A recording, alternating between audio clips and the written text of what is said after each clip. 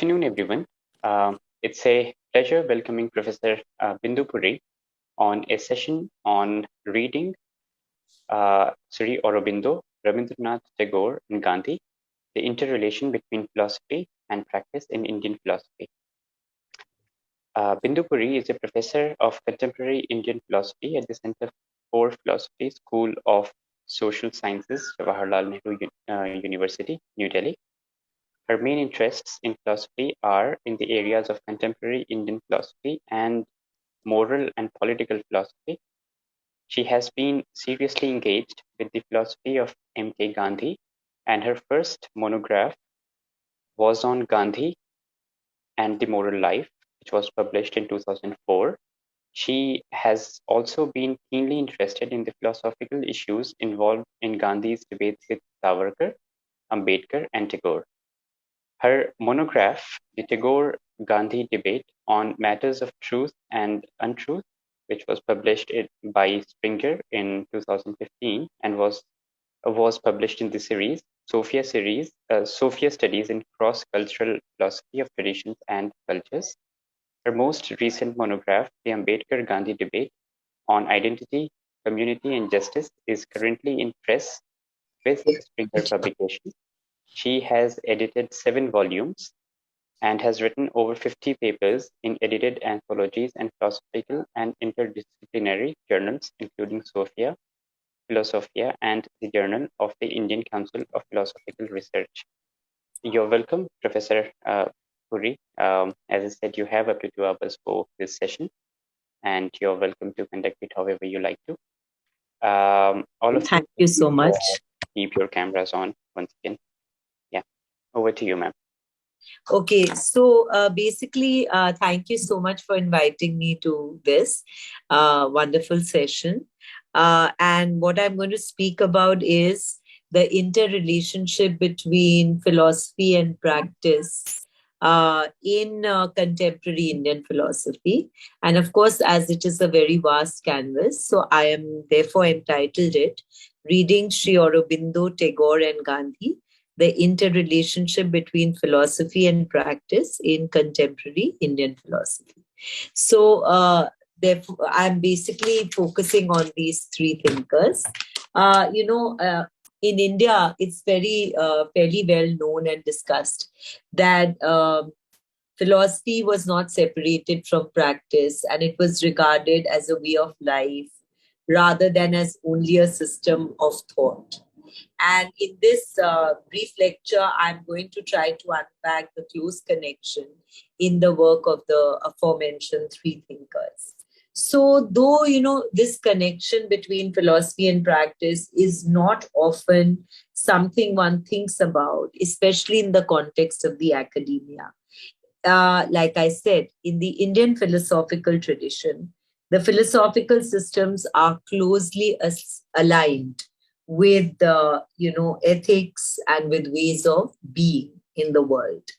Looking, across the seas, of course, in India, this is fairly well known because if you see, texts like the Bhagavad Gita or texts like, I don't think we are very familiar with like the Yoga Vashishta, which is which is another text which talks about how you should conduct yourself, how you should live your life by Valmiki. So there is this ancient tradition in India of the connection between philosophy and practice. But looking across the seas, the great political philosopher and theorist, historian of ideas, Isaiah Berlin, I remember this statement from him, which I really always enjoyed, that political philosophy is not an armchair activity which is just carried out by dons in Oxford and Cambridge, but that it's closely interrelated with the way that things come to be in the world. So it's ideas that shape the way political life comes to be played out. So one can recall about contemporary Indian philosophy, Nalini Bhushan and J. Garfield, who are working in the area, they have well pointed out that it was Anglophone, it was carried out in English, and it contributed to the Indian Renaissance after a very long period of stagnation. So these figures in contemporary Indian philosophy become very crucial to understanding the making of the Indian nation, the practices involved in thinking the primary categories in terms of which the nation came to be. This period of renaissance, what Sri Aurobindo spoke about as rejuvenation, awakening, is not only a cultural, aesthetic, moral kind of process which is linked to practice, but it is also a period, a set of thinkers that became very important to the project of creating a national identity. So you think about Baba Sahib Ambedkar and how important he became to what the nation is and what national identity came to be. So philosophy becomes central to India's awakening, and colonial and early post-colonial philosophers are linking several concerns and concepts in classical Indian philosophy to the new social and political concerns that are required for the definition of the new nation in the making. And Sri Aurobindo, M K Gandhi, and I don't know if you're very familiar with K.C. Bhattacharya, very important contemporary Indian philosopher, did a lot of work on Kant, on the Sankhya, on Jainism. Now, they, in their individual ways, connected classical accounts of the self and subjectivity to the definition of the new subject, the new citizen, to an account of Swaraj as freedom for the self, and to the emergence of a new Indian collective identity. Lala Lajpat Rai, Bhagwan Das, Rabindranath Tagore entered into debates about the concept of the nation and the relationship between nationalism and internationalism. Now, of course, in this lecture, I'm only, like I said, I can only go with a shorter canvas. So I'm going to focus on one particular theme that at the same time, for one thing, it brings out the close connection between philosophy and practice in the individual worldviews of these thinkers. And secondly, brings out the interrelating ways in which these three thinkers are linked by the fact that no matter what be their differences, and there are tremendous differences between them, they are each in continuity in their own way, in a rethinking of certain concepts from the classical Indian philosophical tradition. This theme, at once philosophical and practical, can be put in the form of a question. What should be our response to diverse others?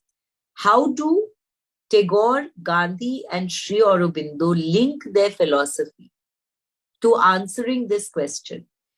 Or alternatively, you can also say, how does their philosophy inspire answers to this question? Which question? What should be our response to diverse others? And this paper or this lecture is going to explore the different ways in which Gandhi, Tagore, and Sri Aurobindo's philosophies inspired different kinds of practice in answer to this question. What should be our response to diverse others? This is one of the most important questions in the age in which we live. And there is an important reason why it's an important question. That's because we live primarily in a liberal age. And liberalism encourages freedom. And that naturally leads to plurality. And plurality is not considered to be not a good thing. It's actually considered to be a very good thing. And of course, but it leads to this question: how should you respond to plural others? Liberalism, of course, Mill and Locke, and how do they answer this question in terms of tolerance? And you have Locke's famous essays concerning tolerance, and you have Mill on liberty. He talks about how you should respond to others with tolerance. So liberalism answered this question in terms of tolerance, but coming from the Indian tradition, you find Sri Aurobindo, Tagore, Gandhi approaching this question in different ways. And these differences are interrelated with the differences between their philosophical outlooks. And that's really what I'm liking to go into. Now, Tagore, Sri Aurobindo, Gandhi, albeit in their very different ways, they had thought from within their philosophical systems about the relationship between diverse people. And people are essentially diverse. It is significant, of course, to note that more than any of the three, and more than any other person in his time, Tagore had traveled all over the world out of an interest in people, natural and religio-cultural environments of different communities. His travel logs in Bengali and English are indeed fascinating. So he was very well, he was very acquainted with different kinds of people, and he was a great admirer of diversity. So, unlike the liberals, you find Gandhi, Sri Aurobindo, and Tagore, they are speaking of the relationship between diverse cultures using religio moral arguments. And they repose trust in the individual rather in the state than in the state. Liberalism, you have Rawls writing famously that justice is the first virtue of social institutions. So the liberals depend on institutions. But these three thinkers, you'll find, they repose trust in individuals when they answer this question about diversity. Having said that, it's important to note that they had very different interpretations of the Indian philosophical tradition and of religion. And these differences translated into differences between their arguments, which I'm invoking to answer the question which I raised. While Gandhi thought that the culture of a community is, kind of inextricable from the religious beliefs, and of course he was a pluralist about religion, we were talking about Rabindranath Tagore, and that he thought that the culture of a community is not only constituted by religion, but by art and music and theatre and so on. And then I said, Sri Aurobindo has a very interesting idea. Just like an individual has a body and a soul, he thinks a nation has a body. The body is the geographical unit and also has a soul, which is a kind of, let's say, cultural identity. And yet, all nations and all the peoples of the world can kind of interact and form a feeling of psychological oneness. But that oneness has to be unpacked as unity, ideal of human unity, not as uniformity. So he makes a distinction between unity and uniformity. So such differences between their philosophies, which we'll try to go on and discuss, led to differences in the answer to the question, how should one respond to diverse others? So Gandhi speaks about equality and kinship. Tagore speaks about sharing, friendship, maitri, and harmony. And Sri Aurobindo speaks of oneness. But with the caution, this oneness is unity, not uniformity. Okay. So now I'm just going to try to, in three different segments, talk about Gandhi, then Tagore, then Sri Aurobindo, just to bring out this connection between philosophy and practice. So it's quite clear that Gandhi's life was presenting a non-violent, ahimsa, loving response to the otherness of the frequently hostile, difficult other. We all meet these kind of hostile others in our life. It's like sometimes we spend a week getting so stressed because how difficult it is to confront otherness, to understand otherness. So Gandhi, of course, spoke about ahimsa. And when you try to understand ahimsa, I was recently reading some of the sources of Gandhi and ahimsa. For instance, I was reading Tolstoy, The Kingdom of God is Within You. And it's very interesting there that how influenced Gandhi was by Tolstoy, and how Tolstoy in this text, The Kingdom of God Within You, critiques, a kind of clerical Christianity and focuses on the Sermon on the Mount and how the Sermon on the Mount teaches you to respond to otherness, right? If somebody slaps you, you should turn the other cheek, and how Gandhi was influenced by that. I was also reading lots of Gandhi's work on the Gita, because Gandhi takes the Gita to be saying that, Arjuna is despondent And he goes to Krishna. And Krishna tells him, look, if you're ready to kill anyone, you must be ready to kill your kinsman. So there should be no distinction between kinsmen and others. So when you look at others who are different from you, you should treat them as if they are your own kinsmen. So everybody becomes part of the family. And that's in terms of how Gandhi unpacks ahimsa. Now, this ahimsa Gandhian response to the otherness of the other, you can explain it. And I had come on a lecture earlier in the same course where I had spent a lot of time doing this, that Gandhi actually unpacks ahimsa in terms of certain key ideas, like that of svabhav, like that of kinship, which I've just spoken about, love, compassion, gift of fearlessness to others. And of course, there are various sources from which he's taking these ideas. Tolstoy, Bhagavad Gita, Jain, Syadvad and Anikantvad. Numerous sources, even the Yoga Vashisht of Valmiki. He was interested in that. And of course, Socrates.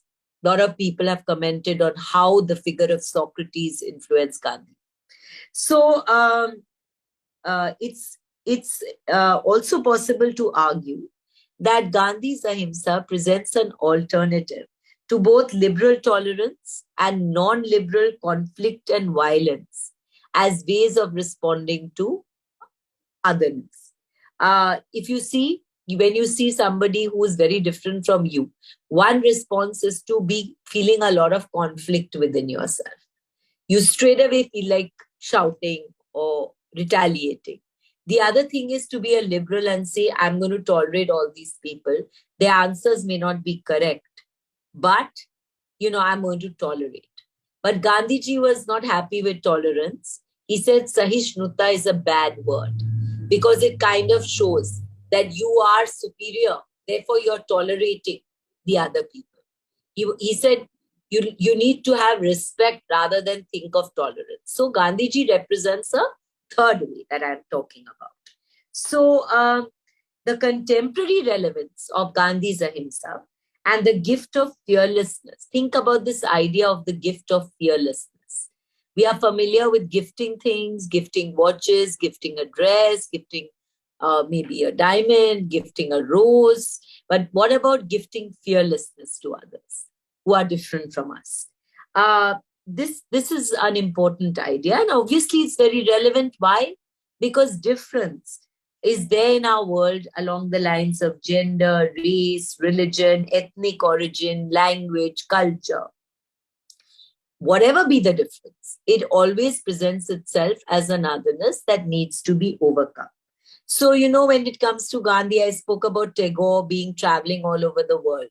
But when it comes to Gandhi, that Gandhi was involved in conflicts with different others, 3 fairly significant conflicts with the racial, with the colonial, and the religious other.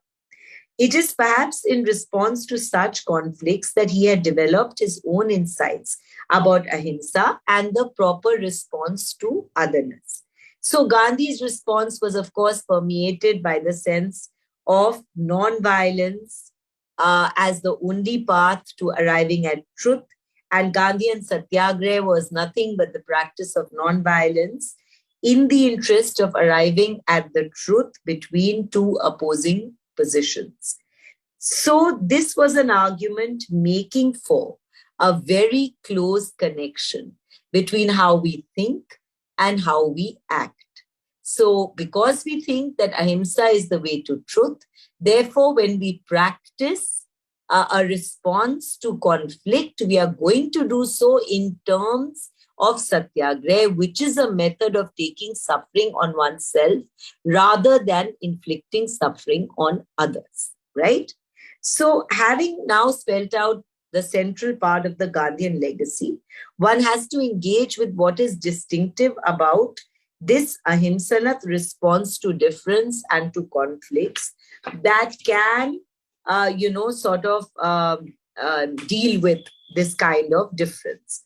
Now, let us begin by exploring the first thing which everybody says, that ahimsa is a very wide term. It's not just not slapping anybody, but it's like being totally non-violent in thought, in speech, in action. And eventually Gandhi says ahimsa is the kind of vast love, dispassionate love for all others. And it's also the only path to truth. And I think everybody knows about the famous statements, these are two sides of a coin, and so on. I love this metaphor, so I often speak about it, that Gandhiji said that, ahimsa is owning kinship. And he wrote about, that you own kinship not merely with the ape, but the horse and the sheep, the lion, the leopard, the snake, and the scorpion. And in a set of two interesting essays in 1926, he explained the swabhav, or the ownmost orientation of being human, as a kind of distinctive attribute which a human being has of being able to own kinship with that person who is, or the snake, which is most different from yourself. Now, obviously, this is a metaphor. And by the way, snakes really occupied Gandhiji because he was quite scared of them. And when he set up his ashrams, there were a lot of snakes there. So he frequently spoke about this. Oh, if you meet a snake, should you kill the snake? Or should you kind of face the snake without fear? So this was something, it's just a metaphor. What does it stand for?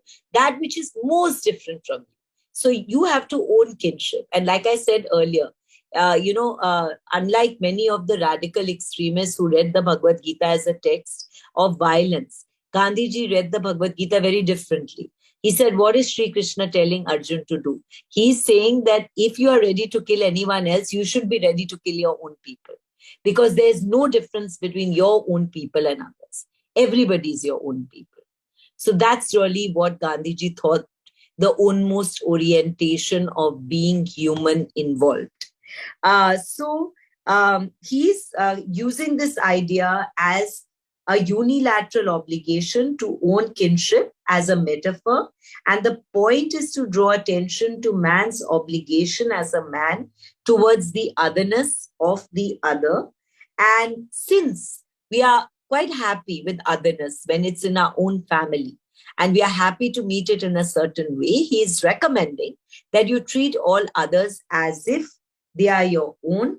And that's really what nonviolence comes to be. And in the Hind Swaraj, there's a beautiful passage where he says, if there's a thief who comes to your house, you are filled with the feeling of otherness. So he says, what should you do? You should think it's your brother, or you should think that thief is your father. And that's really how you should respond to him. And then, you should lay out the things very well the next time and leave the doors open so that he can come and take everything that he wants. And then eventually this will make him understand that what is the wrong that he is doing you. These are all metaphors. Metaphors that if you respond with love, that otherness will get dismantled. Now, another idea over here is the idea of compassion, daya. And, there is this Jain merchant that Gandhiji comes to know. And his name is Raichand Bhai Mehta. He's a dealer of precious stones. And he was also, in a sense, somebody that Gandhiji learned a lot from. They exchanged letters, and Raichand Bhai explained many things about faith, the Jain faith, and also about Hinduism to him.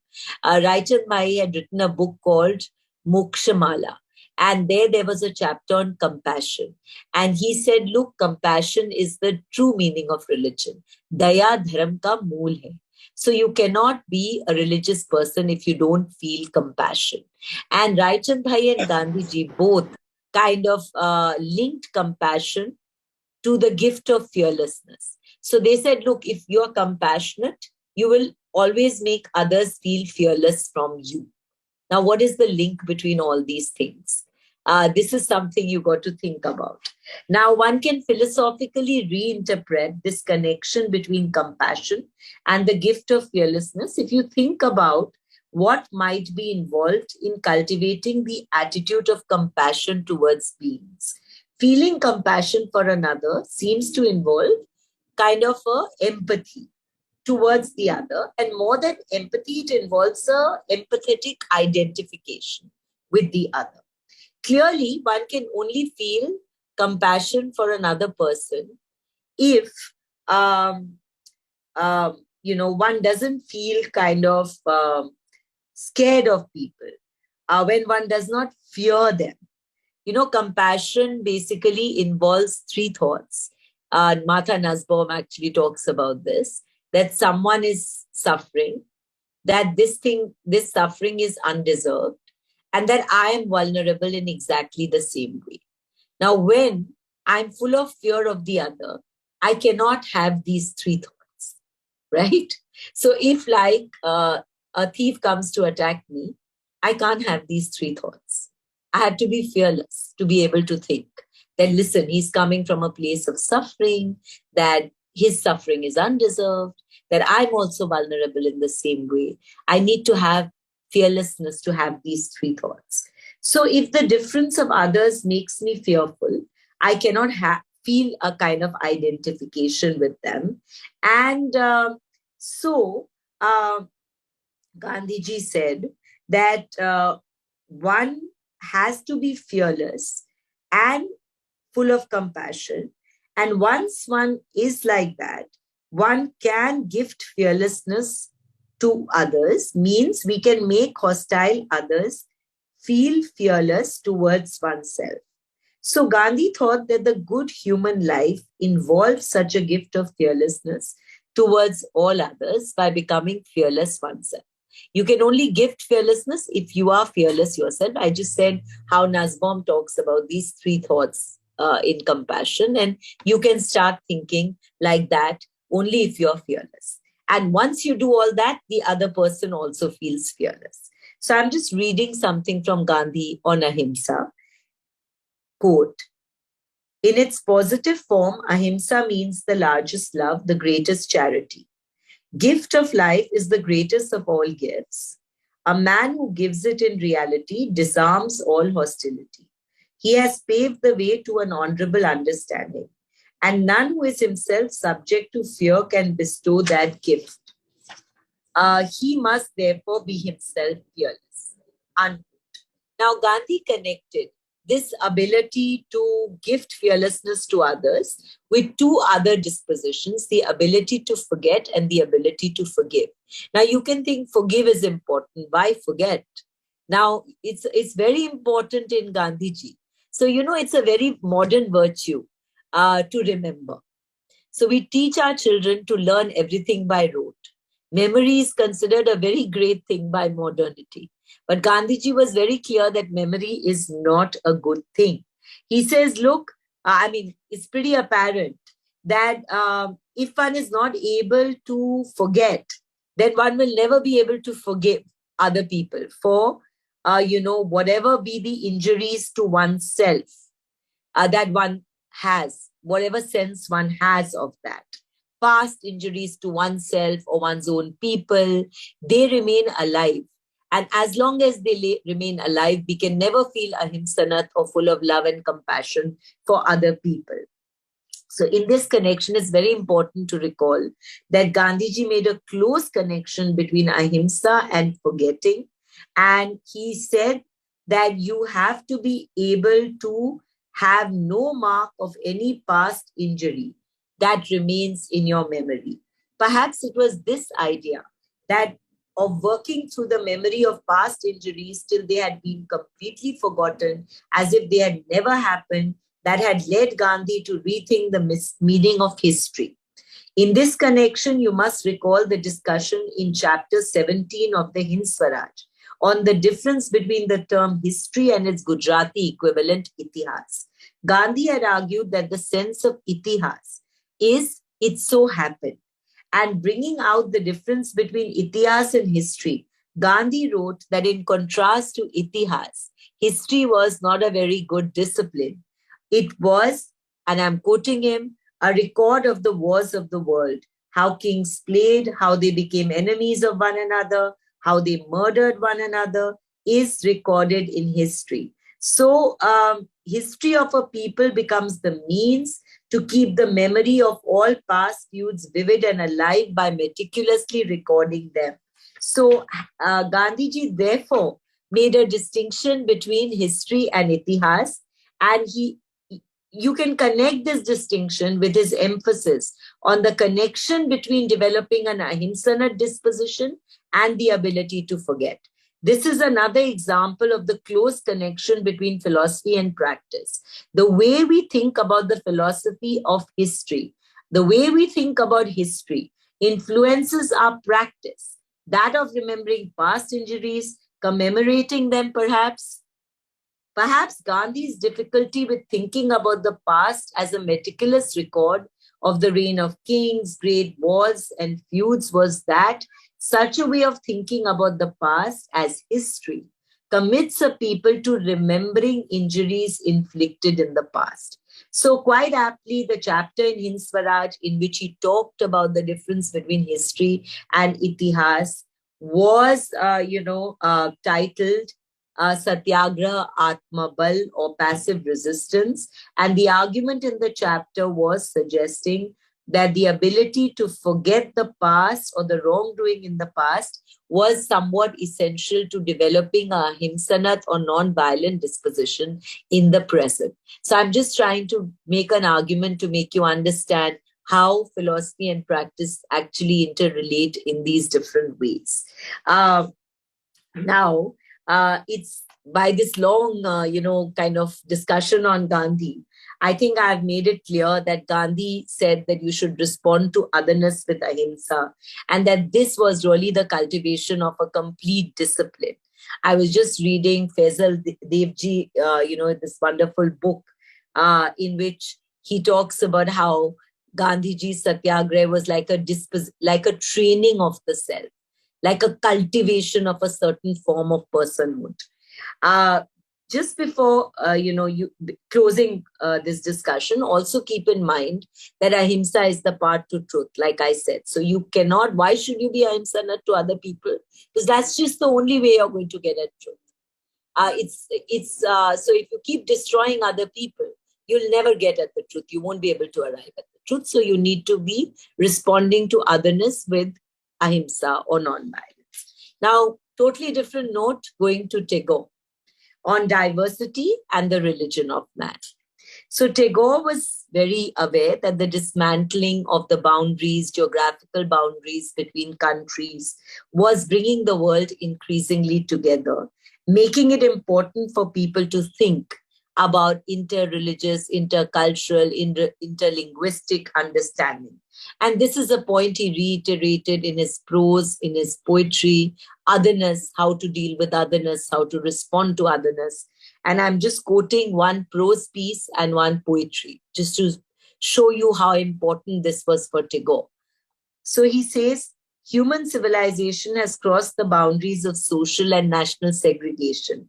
We are today to build the future of man on an honest understanding of our varied racial personality, which gives richness to life, on sympathy and cooperation in the great task of liberating the human mind from the dark sources of unreason and mutual distrust, of homicidal pride, of sect and lust for gain.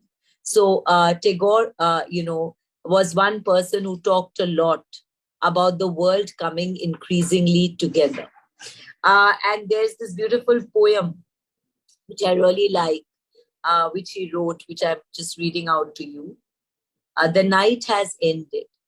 Put out the light of the lamp of thine own narrow dark corner, smudged with smoke. The great morning which is for all appears in the east.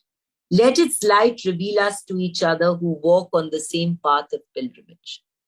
So all human beings walk the same path. And you can't just hang on to your corner. That's what he's saying. So Tagore basically said that India can bring the light of the East to other world communities. He used metaphors of light and pilgrimage. But you must have this very important understanding that though Tagore spoke of the religion of man famously in the Hibbert lectures that he delivered at Oxford, I think it was in 1930, he did not think of religion as,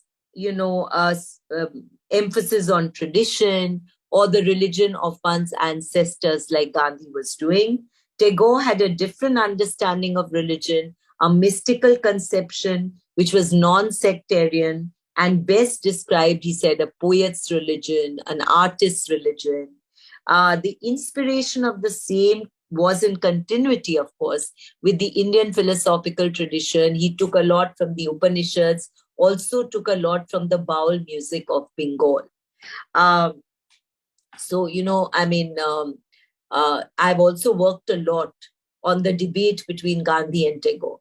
And as we are going along, you're also looking at the debates in Indian philosophy. So, we have now been looking at Gandhi. Now, when I talk about Tagore, you can relate with the kind of the dialogue, the debate, the discourse between Gandhi and Tagore. And they were in a dialogue. And then if you look at, when we go to Aurobindo, you will see Aurobindo in dialogue and debate with both Tagore and Gandhi. So you're finding these people conversing to each other also across texts that they write. And so dialogue is very important over here. Debate is very important. So Tagore is got a different understanding of religion from that of Gandhi. While Gandhi had argued for the inextricability between religion and culture, Tagore had a slightly broader understanding, I already told you, of culture. And he argued that culture is linked up with the creativity. And he said that religion is nothing but the interrelationship between men, harmony and interrelationship. That's the religion of man he talks about. And, in this connection is also important to look. When I look at Tagore's response to otherness, then it's very important to look at this very wonderful idea in Tagore. This is the idea of the surplus. Okay? This idea becomes a key to Tagore's understanding of culture and the relationship between diverse religious cultures. So I personally have found the idea of surplus to be very, very beautiful in Tagore. So I'm just quoting from him for you. He says of human life that life is perpetually creative because it contains in itself that surplus, whichever overflows the boundaries of immediate time and space, relentlessly pursuing its adventure of expression in the varied forms of self-realization. And again, he says, of all living creatures in the world, man has his vital and mental energy vastly in excess of his need, which urges him to work in various lines of creation and therefore of the origin of art. So Tagore is telling you man as a species has a surplus in him over and beyond what he needs for survival. And that surplus is something which all men have, not any one man, but all men. Tagore's idea of the surplus in man at once explains both the universal and individual aspects of human personality. At one level, the surplus in the human being leads her to express the personality of both the individual and the community in unique cultural, artistic, and literary ventures. At another level, the fact that all such ventures emerge from an essentially shared aspect of human personality at once invites all human beings to share in cultural literary achievements wherever they may be located. So the Notre Dame belongs to all of us. The Taj Mahal belongs to all human beings. Why? Because we all have a surplus. And the surplus belongs to us, all human beings, in virtue of being human beings. So that's really how we can, being of different religions or spaces, we can share each other's socio-cultural achievements as belonging to the surplus in human personality. And this really leads him to say that rather than tolerate, we need to cooperate with people who are different from us. One might appreciate also that Tagore speaks about sharing all these achievements wherever they may be located. Now, sharing seems different from, and indeed it demands much more than tolerance. Sharing is also different from respect and even different from honor, which is born of equality. Think of sharing a piece of cake. Let's all sit down and think, how do we share a muffin? How do we share a piece of cake? Okay, I was just sharing a muffin with my two boys and my husband last night, and we cut the little muffin and we all four had it. One would need to have an easy intimacy, and we also need trust. And particularly in COVID, you need trust. while sharing a muffin, that the other will give you fair share, that the person is sanitized, that the person is not sick, and that you're going to all cut it in equal halves. So, by extension, to share of your art, custom, literature, religious, social, architectural creations requires intercultural conversations of a sort that begin and deepen your friendship or maitri, emphasizing the fact that this is not some thing which happens between communities, but between people. Tagore had clarified that the goal of such intercourse of culture and friendship was to be able to establish a wide relationship with a large number of other people. And so it's important to note here that Tagore, like Gandhi, recognized that such friendships, such interreligious conversations were not meant to do away with absolute difference. They were not meant to do away. They're not talking about, wiping out differences and making everybody the same. It is you make friends with people because they are different and you enjoy the difference. And that's really what Tagore is talking about when he talks about friendship. And it's very interesting what he says here. The true way to maintain a harmonious unity is by according due distinctness of individual parts. See how difficult relationships are. When people try to make you like themselves, you don't want to be in a relationship. You like, oh no, I got to give up everything that I believe in or what I want to be. So I don't want to be in this relationship, right? So if you want harmony, you have to accept difference. This is really what Tagore means by friendship. So his response to otherness is always that everybody should be different and yet you should share. And you can do that because all of you have a surplus. And everything that is creative belongs to that surplus. And that's really how we should respond to otherness. And Tagore was clear that, this kind of relationship, maitri, harmony, is not going to come out because of the state or because of the United Nations. He said these kinds of relationships can actually happen through educational institutions where people come together from different cultures, they all live together, they learn about different cultures, different religions, different ways of life. There are intercultural conversations and they end with harmony. And, there's beautiful things in Tagore. He talks about the house of songs. So in a sense, we are in a house of songs when we are in such a place where all these songs are being in different notes. And he said, man is a music maker. So essentially, as a music maker, you can bring all this into harmony. And that's really what should be your response to otherness. That's really how you should do it. So, I'm not reading this, but he talks about educational development. And he thinks educational development involves this kind of response to otherness. Right? Now I'm moving to Sri Aurobindo. So Sri Aurobindo on the spiritual religion of humanity. Very interesting that Sri Aurobindo and Tagore, both being Bhadralok of Bengal, actually had a good relationship. And during the time that Sri Aurobindo was isolated in Pondicherry and met nobody, he still met Rabindranath Tagore when he went to call on him. And actually their ideas on the ideal of human unity and this religion of man are actually quite similar. So both Sri Aurobindo and Tagore had argued that human unity will be effected by a spiritual religion of humanity. But it's important to emphasize that this should not be taken as the advocacy of any one particular religion, any sectarian belief, any particular religious tradition. One might, note over here that Sri Aurobindo had made a distinction between the spiritual and the religious. And he spoke about a spiritual religion of man. And I'm just reading it. The higher spirituality indeed moves in a free and wide air, far above the lower stage of seeking, which is governed by religious form and dogma. It does not easily bear their limitations, and even when it admits, it transcends them.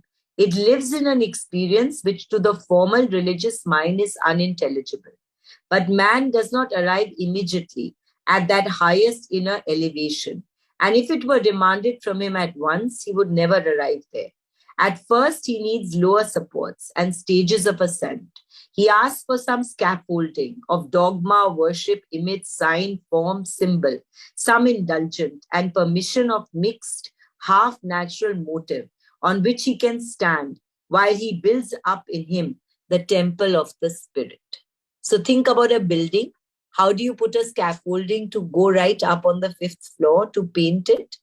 So similarly, you need these dogmas and rituals to reach a spiritual religion of humanity. So you got to have a correct attitude towards the religion. It's just a help. It's not the end. So Sri Aurobindo thought that a spiritual move inwards towards your own spirit would lead you to a subjective turn. And once you took it, then there would be a realization of oneness in humanity, and this will change your response to otherness. While it's certainly true, and a lot is made of this, that Sri Aurobindo was very much indebted to the Vedantic tradition, which he believed, had, stamped religion with true spirituality. Yet he was very clear that there can be two ways in which you can understand religion of humanity. You may take it to be an intellectual or a sentimental ideal, or you may take it to be a rule of living. So he said, look, humanitarianism is an intellectual religion of humanity. It teaches you to have respect for human beings. But because we are living in the modern age where we suspect religion, so we are not ready to call humanitarianism a religion. So it is not able to effect a change in your inner self. So he said, look, you must be able to turn inwards if you are to overcome an egoism of the individual, of the class, of the nation, of religion, which is the enemy of all true religion. So Sri Aurobindo therefore spoke of a spiritual religion of humanity, and he said that such a religion would be a religion against oppression, cruelty, exploitation, and it would become a living religion only through an essentially individual and inner spiritual self-transformation. He argued that it's only the spirit within the human being which could effect the real unity of a person with another person. Think about it. Think about the person you hate the most. Who is the most biggest other to you? Unless the whole world can come and tell you that you're wrong in hating this person, it's going to make no difference to you till you decide it from within. And that's really what he's talking about, this inner realization of oneness between people. And he says the religion of humanity means the growing realization that there is a secret spirit, a divine reality in which we are all one. Humanity is its highest present vehicle on earth. The human race and human being are the means by which it will progressively reveal itself here. And so there are three elements over here. The first element is the manner in which this religion conceives of the relationship between human beings and between the human and the divine. Here there is a feeling that all the human being and the divine, other human beings and you can become one here. You don't have to die to realize a oneness. The second element is that, there is a practical possibility that you can actualize this kind of a divine potential while you're still alive. And the third element is he's trying to talk about brotherhood, that all people are in that sense brothers, or brotherhood is there, which is interesting because the same tradition is used by other people to affirm caste distinction. And here Sri Aurobindo uses it to say, look, actually there's a brotherhood between us all. Because, we all are eventually one. So in conclusion, it's important to make the point that though Gandhi, Tagore, and Sri Aurobindo are all drawing from the Indian philosophical tradition, they reinterpret their philosophy, that tradition in different ways. Gandhi drawing on the tradition to speak of kinship and equality, Tagore to speak of friendship and harmony, music makers, Sri Aurobindo to speak of oneness. This then leads them to translate philosophy in a practice of responding to others and difference with love, with friendship, or with identity. In these three responses, one can see the age-old dictum at work, namely that philosophy or darshan in India is a way of life. And it is this that is being brought out by these three contemporary philosophers. While Gandhi speaks of ahimsa, one has already seen Tagore speaks about sharing, and Sri Aurobindo, says that you can attain oneness of spirit no matter how great be the differences between people. The possibility of transformation of your nature and of earth nature is a continuous theme in Sri Aurobindo. And, there's this beautiful poem, Savitri, in which is based on the Mahabharat Savitri Satyavan story, where, this woman gets her husband back from death. The point is that you can create enormous transformation. And I'm just going to end because we are talking about transforming our perspective to otherness. So I'm going to just end with a few words from Savitri. Awaken to the meaning of my heart, that to feel love and oneness is to live. And this, the magic of our golden change, is all the truth I know or seek. And I'm stopping here with this thought that there is this kind of a golden change that we need to make. Thank you so much for your patience. I think I took far too much time. Yes. Good, ma'am. Thank you so much for this very insightful and informative session. I personally benefited a lot from this presentation. Particularly, thank you so much for it, your time. Now, of course, we move on to questions and answers.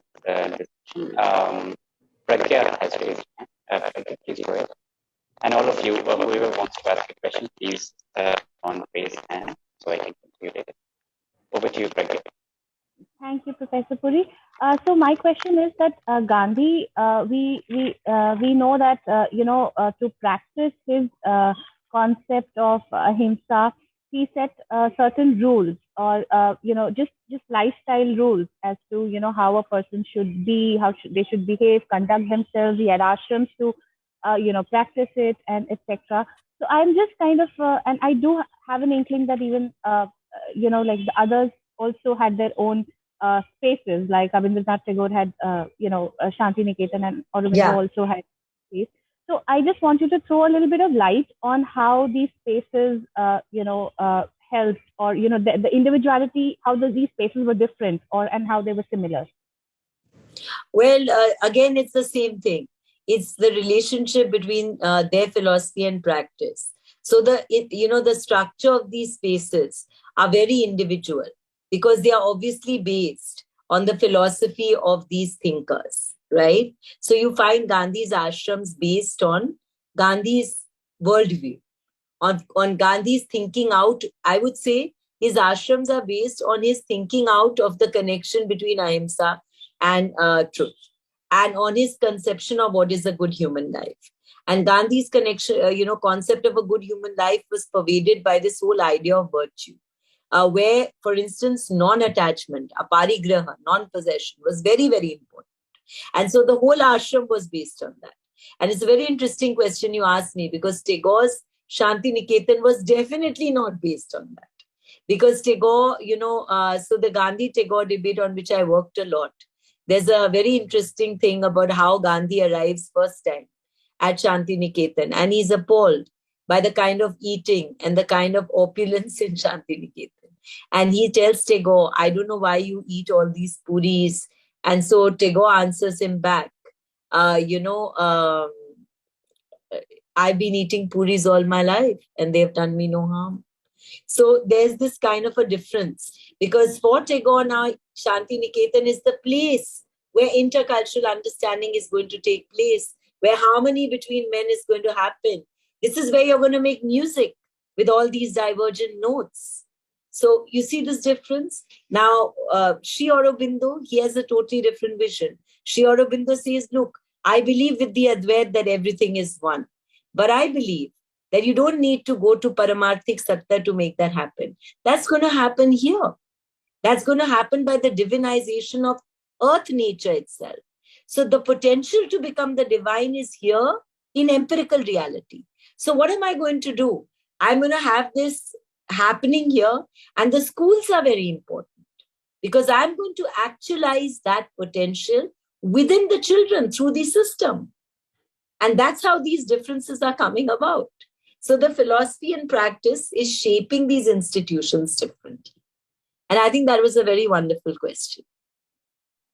I think somebody asked me about the book that I was reading. I was finding this very interesting. This is Political Thought in Action, edited by Faisal Devji, who's a good friend, and Shruti Kapila. And it's a good book and very interesting essays over here. Thank you, ma'am. Also, I was reading, which I will recommend to you, if you are interested, Leo Tolstoy, The Kingdom of God is Within You. If you want to understand the influence of Tolstoy and Christianity on Gandhiji's notion or reading of Ahimsa, this is an interesting book. And I was also, I think, reading, I'll show you a couple of them because it might help you. So I read a lot, so I'm always looking for new things. This is the Yoga Vashishta of Valmiki, which I'm reading, which is also very interesting. And then I'm reading Penguin, Unto This Last, John Ruskin. So, it's just interesting how all these different ideas are influencing Ahimsa. So it's definitely very non-sectarian. It's just like a bunch of stuff that, and by the way, all these 3 books were read by Gandhi. Ruskin, Yoga Vashishta, and Tolstoy.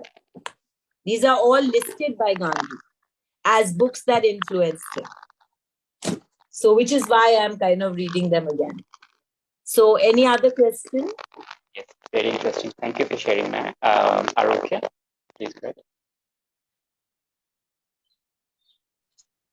Ma'am, thank you so much for an impressive sharing of these 3 contemporary Indian philosophers, Gandhi, Tagore, and Aurobindo. Very informative and amazing. But my question is, when we talk about the relationship between philosophy and practical life, how many of us would know the philosophy of Gandhi, the philosophy of Tagore, philosophy of Aurobindo? We only know them by, for example, Gandhi is known as father of nation. So he worked for our freedom. And Aurobindo is known for poems. And Aurobindo is for some reflections. So it's really for ordinary people, they don't have really the philosophical notion of all these people. Then how can we really connect this philosophy to their practical life? It remains a question to me and to many others. No.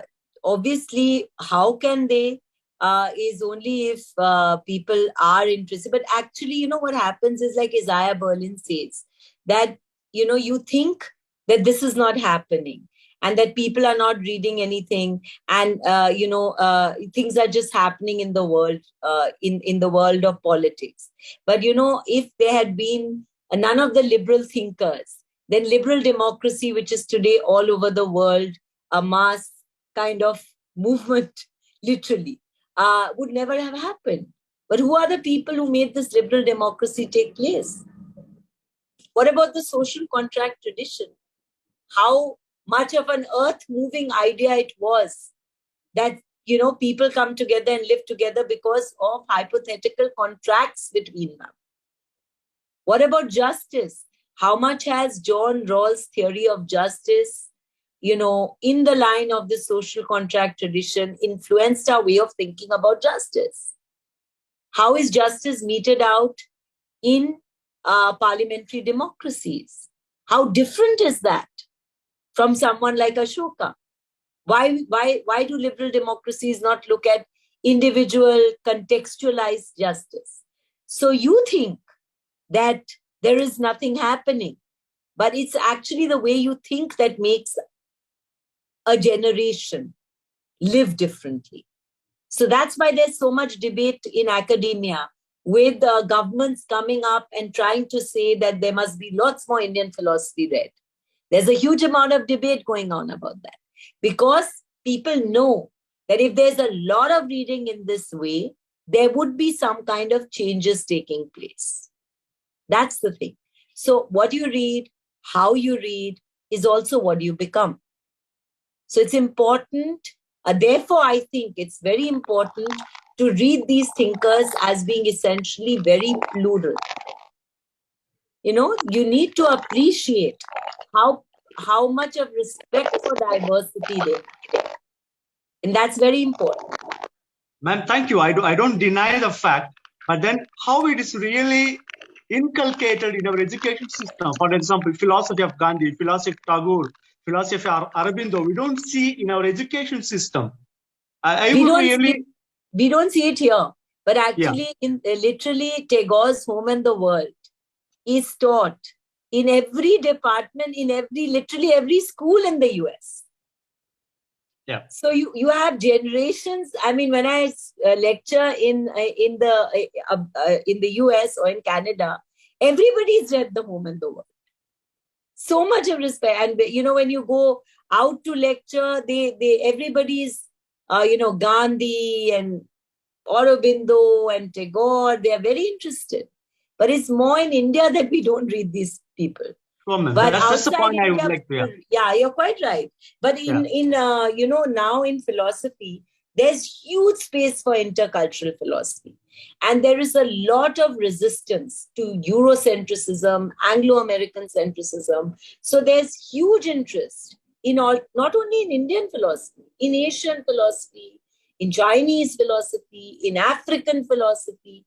There's now a deep sensitivity to the fact that we need to think about concepts in alternative ways. That's very important. So that's why, of course, you're very correct. There's need. I mean, the government talks about new education policy, but they haven't introduced any serious reading. So that doesn't make any difference then. If you're just going to skim over these things, it won't help. We have to have serious reading. Yes. And we have to understand. Thank you. Thank you. Thank you, ma'am. I think, this is a question that we keep hearing, and a lot of people ask this, but I think you addressed it very nicely. Thank you so much for your response. Ravi?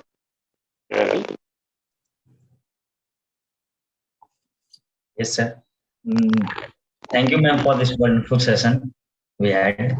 Ma'am, my question will be the thoughts and ideas of Gandhi and Tagore was totally opposite, in the sense that Gandhi always talked in Hind Swaraj. We have seen that Gandhi talked about the India, the way the Indian is to progress, how the modernization can come. But at the same place we can think about the Tagore, that he talked about westernization, the modernization theory. So was there any differences between the both? No. So you are saying that Gandhi was against modernity and Tagore was for modernity. And Gandhi has another thought for this modernity, that how that can come in our country. So wasn't there a difference between their philosophies, isn't it? No, certainly. There's a difference, and I have been working on Gandhi's debates with Savarkar, Ambedkar and Tagore. So I did a book in 2016 on the Gandhi-Tagore debate for Springer. And currently my book on the Gandhi-Ambedkar debate is in press with Springer. And I have really found it very fascinating that Gandhi had these. So he had a debate with Savarkar. And that was also a very important debate, because he used to go from South Africa to London on lobbying missions. And there he met all the Indians at India House. And there's a lot of discussion that Hind Swaraj was actually written in response to this fact that these people like Shyamji Krishna Varma and Savarkar and all read violence in the Gita. And they were advocating violent means for the gaining of freedom of India. Then with Tagore, he had this debate about freedom, Swaraj, you're right. and then with Ambedkar, right? Now, in these three debates, though you find that Tagore certainly had a different attitude than Gandhi towards modernity, yet he had also a link with India's tradition. And that link was through the Bengali language, because Tagore was someone who was a great appreciator of the Bengali language. He wrote a lot on Bengal. He created music in Bengali. And in a certain sense, you cannot understand Tagore if you don't know Bengali. So he has this kind of link with tradition. And Tagore also rejects the modern anthropocentric man-centered view of things. So for Tagore, it's very interesting. For Tagore, nature is a third between man and God.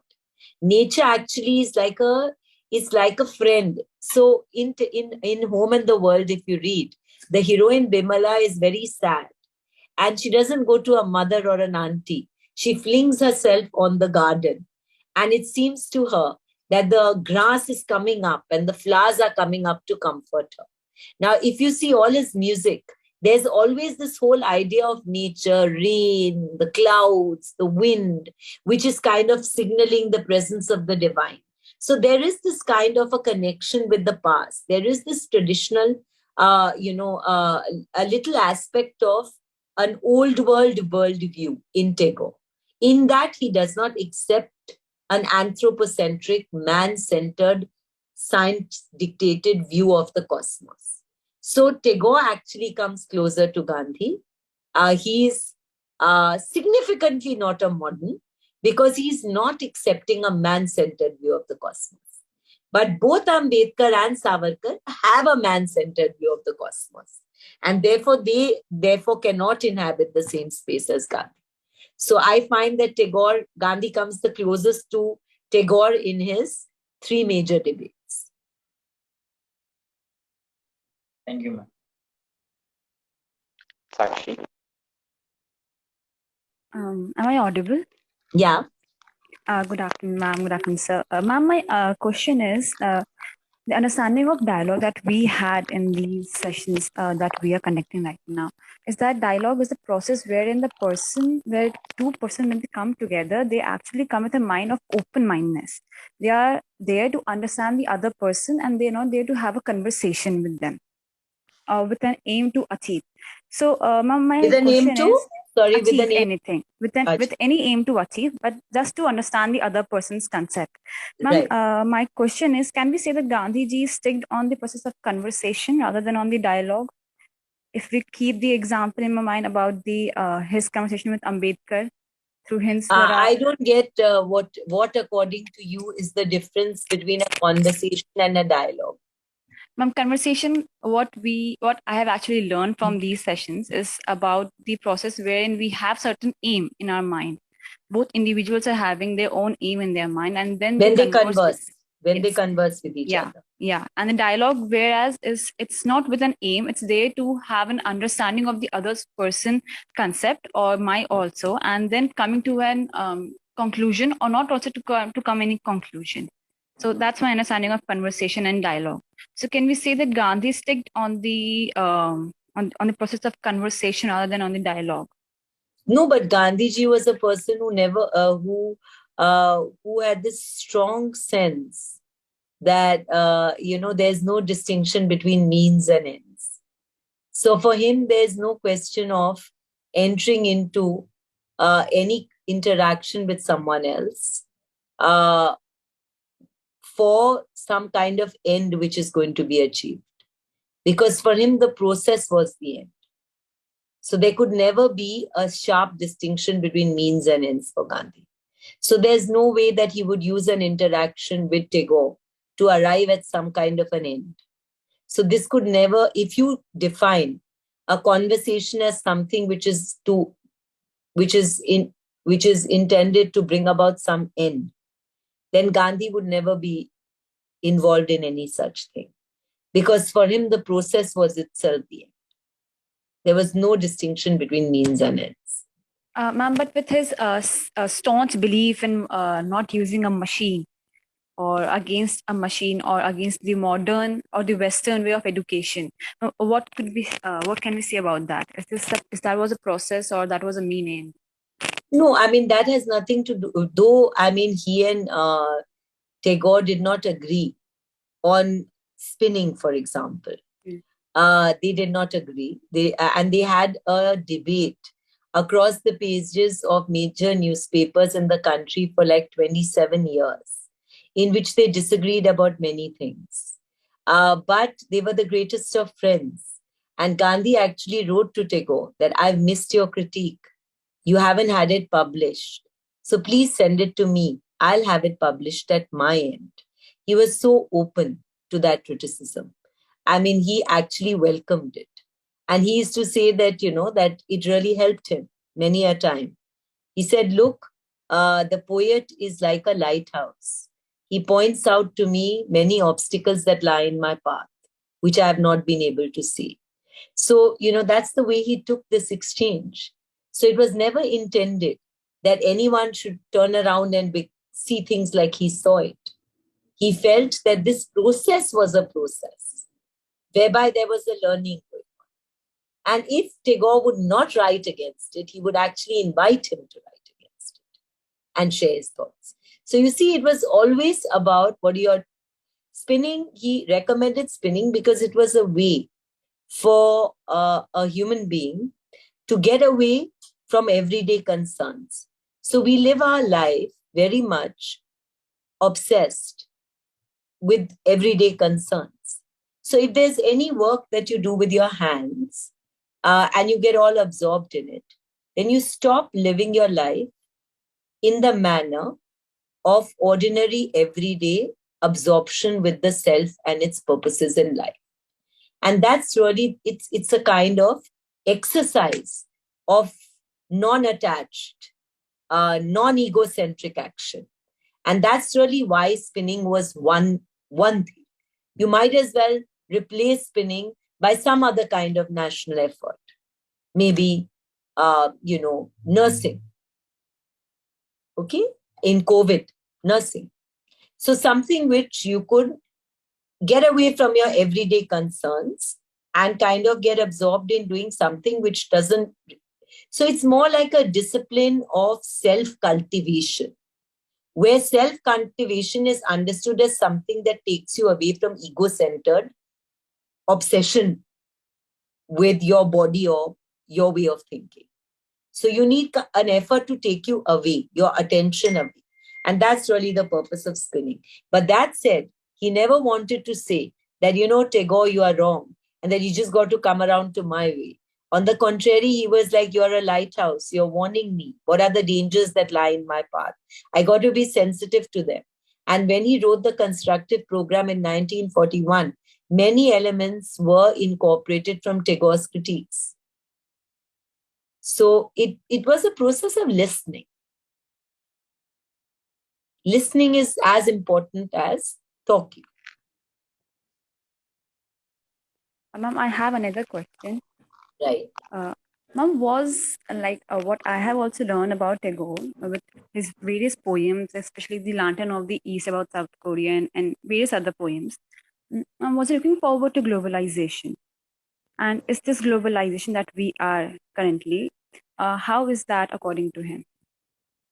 No, so it's very interesting, in the connection with COVID, I always remember that in one of his travelogues, Tagore wrote that, one morning he was floating on in a boat on the river, and he was in China. And suddenly everything was dark, and suddenly the sun came up, and he saw the light coming all over the Chinese countryside. And he said, what I feel? That we were all in darkness before, ignorant of other people and other ways. And somehow this light has come, and now the whole world has become visible to us. And that's really how the world has come closer together. But someone like Tagore would absolutely not endorse this, if you talk about globalization as a political, as an economic concept, right? Now, Tagore would say this kind of an imposition of a concept from above is never going to affect any kind of intercultural understanding. He said, you go somewhere and you go and give a speech and you come back. and you never meet anyone. So you never come to know anything about the way of life in that place. So you come back as ignorant of those people as you were when you went there. So what is the way that you can have any intercultural understanding, which is really what you mean by globalization? If you set up education institutions, and that was the purpose of Vishwa Bharati, World University, where people from all over the world come and they live together and they eat together and they cook their food and they do pottery and they sing songs, and then they get an actual window into each other's way of life. And then they begin to understand it, and it doesn't frighten them anymore. It becomes like a learning. And so this is what intercultural understanding is about. And that's why he spent all his Nobel Prize money in that university. That was the concept. So you cannot have the purpose. What is globalization? Bringing the world together for purpose of politics, commerce, culture. But that's really not the way to promote intercultural understanding, because that can only happen on an individual to individual basis. It cannot be imposed from the top. It's very interesting that sometimes these organizations, like big commercial organizations, big companies, they want to do business in Japan. They want to do business in South Korea. When they go there, they find the culture is very different from, let's say, American culture. Then they cannot make headway in making money because they offend each other, right? They do things which are not intended to offend, but they offend. So then they start doing sensitization coaching, where they try to do little modules to teach people. But the point is that can never affect what is affected when you live together, right? That's really the point of this residential university of Tagore. I'm not recommending it. I'm just explaining the word. Thank you, ma'am. Thank you so much. Do we have any more questions or comments?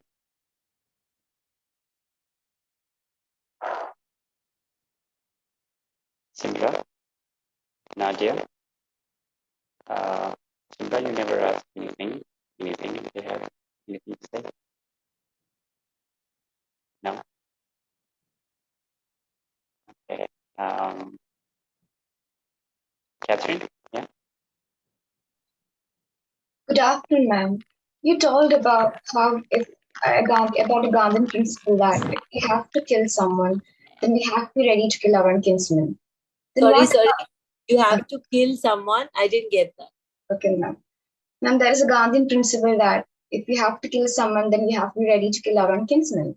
Then what about the soldiers, ma'am? How can we apply this Gandhian theory to the situation of the soldiers? They literally have to kill the enemy, right?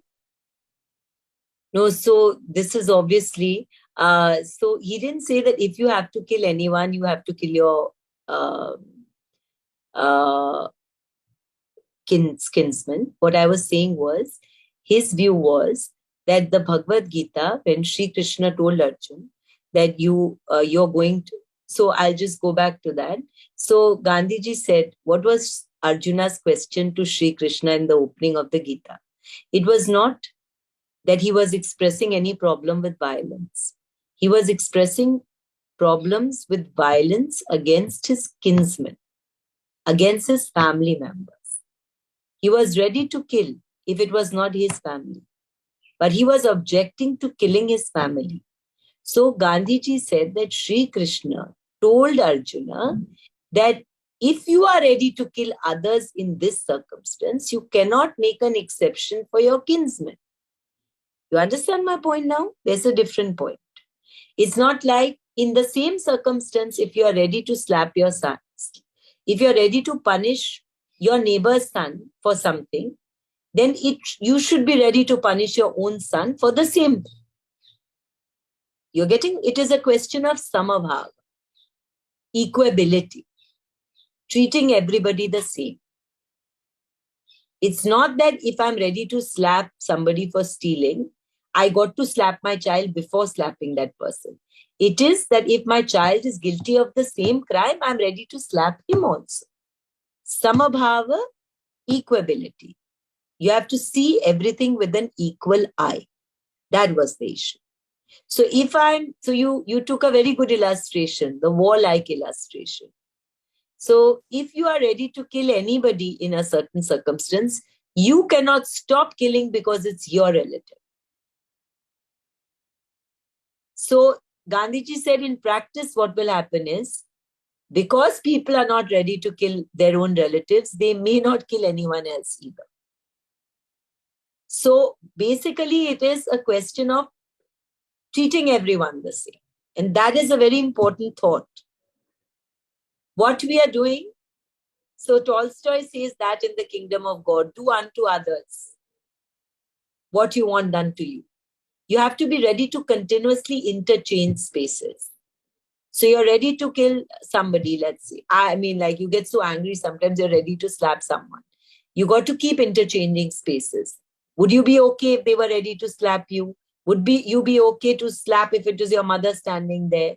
You know, so you got to be able to test yourself by this continuous process of interchanging spaces. That was the idea.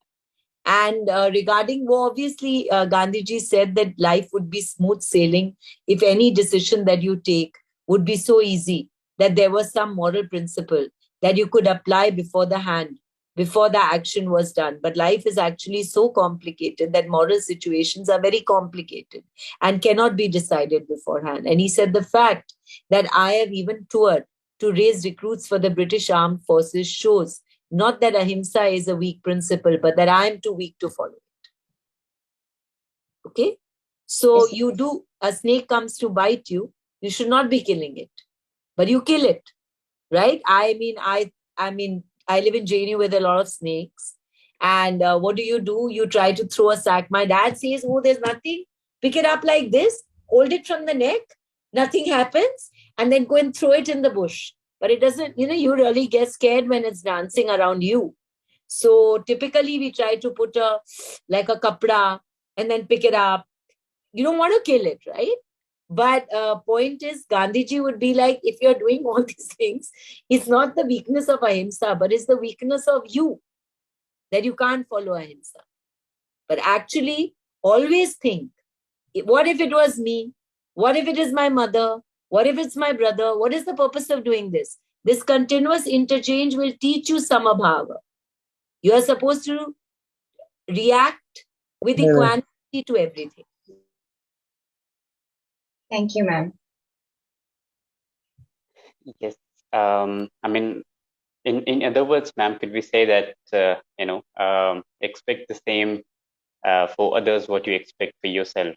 Which is exactly what Tolstoy says in this kingdom of God is within you. Right. So he says Christianity is basically this, that do unto others, which is basically contained in the Sermon on the Mount. And obviously the whole book is his kind of, there's another book that he writes about what I believe, where he takes a lot of issue with the Christian church. So, and Gandhi was hugely influenced and wrote many letters to him. So there is this whole idea over here that you should, so he writes that in the Bhagavad Gita commentaries, that who is a yogi? One who looks as a piece of stone, his father or mother, a snake, a piece of grass with an equal eye. So obviously you can't do it overnight. Point is to keep trying. So Kant also says that it's not like that perfect line of Euclid that is going. So Euclid's perfect line is never drawn. And similar way, human goodness is never completely found. But what is goodness? In striving to keep trying. And in the striving is the goodness. If you give up, there's no goodness. You got to keep striving. And that's the Gandhian point. You can make a mistake, and you make a mistake, and we all make mistakes. But we have to try. If you give up trying, then you're no longer a good person. So you just got to try. That's the whole idea. So that's Kant's idea too. You can never really completely follow the categorical imperative. But the goodness consists in the unending progression towards that. Pushpika? Yes, sir. First of all, thank you so much, ma'am, for this really wonderful and insightful session. And whenever it comes to JNU, I always excited. I just, just passed out from JNU, from Development Labor Studies Masters course. So, I have one comment and one question. So the comment is, as you were talking about Tagore's, a dream about that university where the world people from the world come and really exchange that otherness and really create that comfort. I don't know about other universities, but when it comes to JNU, it's the best place ever to really feel that warmth and comfort and exchanging so many cultures together. So it's an amazing place. And though I always have this uh, uh, this nature to really talk to people around me, like whenever I take out any rickshaw or cab, or if I go to buy vegetables, I am in this habit of talking to those people, where they belongs to, and how their lives are going on. So recently I was there in Delhi, and I had a conversation with a northeastern driver, and he was sharing. We had a almost I had a half an hour long journey, and we were like conversation we were having a conversation. It was so good to have conversation. Then you'll get to know a lot of things which they are going through. And so I think there that space what you were talking about really matters. That really matters. And as you said, that educational institutions are the place where we can create that harmony and balance No, you've shut your thing. You've shut your, yeah. Yeah, sorry, there was a Yeah. call. Yeah, so my question is that apart from these educational institutions, and I also really like your point that we think that nothing is going on, nobody is reading, but people are reading, things are going on. That is why that change is coming. But still, on a very, very realistic point, on a very practical note, on a general level, people are not able to get in touch with these ideas, and these are very basic things which we should know. Like as you said there, that except India, people are reading Tagore, like very generally. In our schools we do have these chapters on these legends, but we are not discussing on a very serious or a deep note. So what could, according to you, what can be other ways where we can create these kind of atmospheres? What could be those social, like small take-ups which we as individuals, like the people in this session, can do really to bring those little differences in our society and among our atmosphere? Yeah. So I'm just going to say what Gandhiji said, that never be daunted by the task. So he used to like this beautiful poem by Newman, that the night is long and, and the road is dark, but one step enough for me. So you always have to think about your immediate step. And, there's this beautiful, I don't know if you're familiar with Akhil Biljami at Columbia. So he's written this, one article on Gandhi. And over there, he says, once I was going for a walk with my father, and there was a wallet lying on the road. And so I told my dad that let's pick up this wallet. So my dad said, no. So I said to him, if you don't pick it up, somebody else will pick it up. So his dad said, that's the point. If we don't pick it up, nobody will pick it up. Point is, there's a romance of goodness. So you got to always think of starting with yourself. And how many differences would you make? So if you can change your attitude in your family on one day and change the way of your relationships, that's a huge change. So we should never think, oh, the world is not going to change. What's the point? You have to think, what changes can I do to the world? So you should be restless and, just be nice to people. Even one person being nice to people makes a lot of change, right? So as an educator, I feel a huge amount of change happens with so many students I've taught all my life, so many students I've interacted with. There's so many different ways you can respond. So, whenever you're responding, step back, think about it. What am I responding? And give it a moment. And, maybe one person touches hundreds of people. So I think one step is enough. And believe in people. No single person is good and all others are bad. Everybody's got some good in them. So you have to bring out the good. Thank you, ma'am. Zishan? Thank you, Professor, for such an enlightening lecture. Actually, I am from philosophy as well, and we have also read about the Tagore and Gandhi's dialogue that they had about the nationalism. I just wanted to ask you that there is some inherent doubt that I had, was that is there any possibility of globalization in Gandhi's conception of nationalism? For instance, generally it is assumed that Gandhi's nationalism was somewhat soft core, which was again presumed by Tagore that it will eventually end up in some kind of violent act at some point of time. So can we say that the Gandhi's conception of nationalism had some undertones of globalization or for possibility for that? No, so the correct word you need is not globalization, but internationalism. And what you're talking about is the relationship between nationalism and internationalism. So is it that if you advocate that you should be understanding your own, let's say, languages or your own ethos, that automatically makes you somebody who cannot be an internationalist?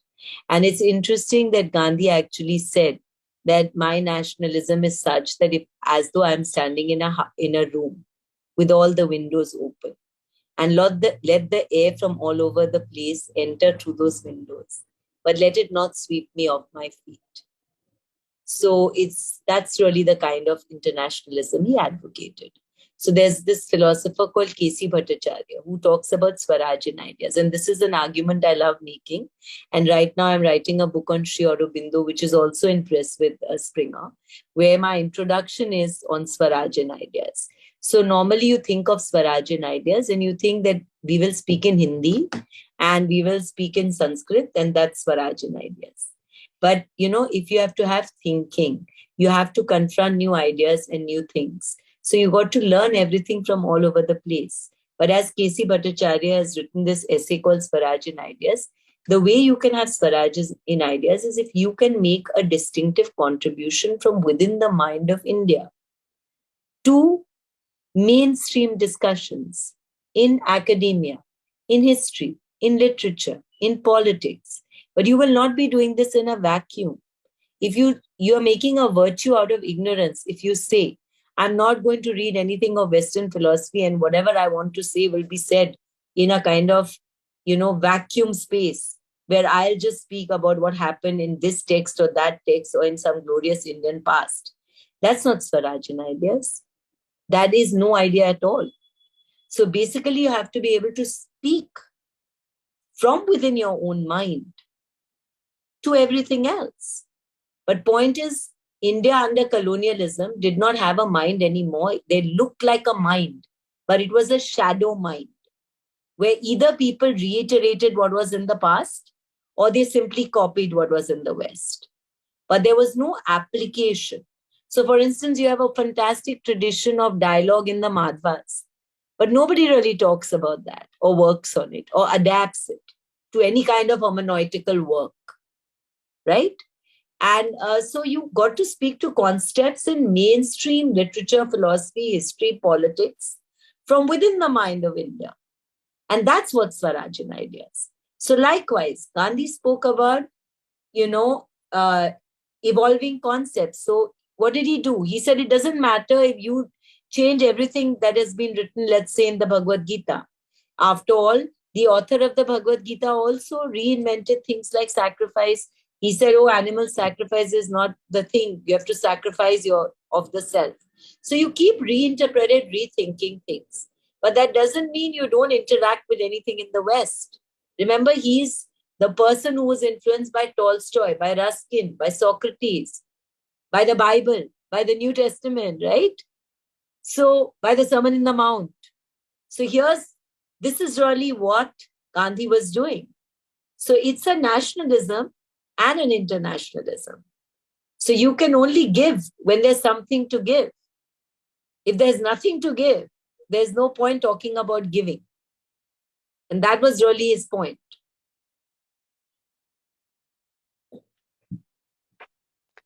Thank you so much.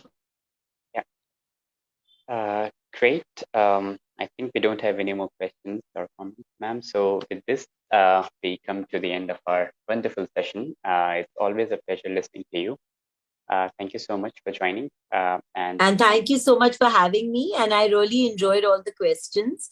And honestly, it's a big learning.